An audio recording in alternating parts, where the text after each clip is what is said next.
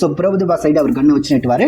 அடுத்து ஆப்போசிட்ல இருக்கவங்க பார்த்தோம் அப்படின்னா இப்போ தளபதி விஜய் பார்த்தா அப்படின்னா அவங்கள ட்ரைனிங் பண்ணக்கூடிய ஒரு நபராக தான் இருப்பாரு. ஒரு ரா ஏஜென்ட்டா கூட அவர் உள்ள வந்திருக்கலாம். ஸோ அவர் ட்ரைனிங் பண்ணக்கூடிய ஒரு கேங் அப்படின்னு கூட எடுத்துக்கலாம். மங்காத்தா படத்துலையும் பார்த்தோம் அப்படின்னா ஒரு கேங் வச்சு தான் பிளான் பண்ணி அந்த கொள்ளையடிக்கிறது கூட இருக்கும். கிட்டத்தட்ட அதே சாயல்ல அதே பேட்டர்ன்ல தான் இந்த படத்தை உருவாக்கியிருக்காங்க. மங்காத்தா படத்துலையும் பார்த்தோம் அப்படின்னா அந்த ஐபிஎல் அங்க நடக்கிற சூதாட்டம் அப்படின்ற மாதிரி தான் கொண்டு போயிருப்பாங்க.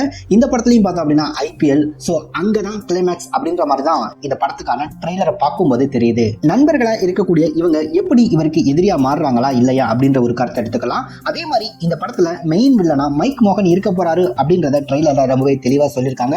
ஆனா அவரை பார்த்தோம் அப்படின்னா ஒரு சில இடங்கள்ல தான் காட்டியிருப்பாங்க. ட்ரெய்லர்ல கிட்டத்தட்ட 2 ஷாட் தான் வச்சிருப்பாங்கன்னு நினைக்கிறேன். ஸோ மேபி அவரை பார்த்தோம் அப்படின்னா பெருசா ரிவீல் பண்ணல. இதெல்லாம் தாண்டி வைபவ் பார்த்தோம் அப்படின்னா இந்த படத்துல பெரிய ஒரு ரோல் பண்ணியிருக்காரு அப்படின்னு சொல்லப்படுது.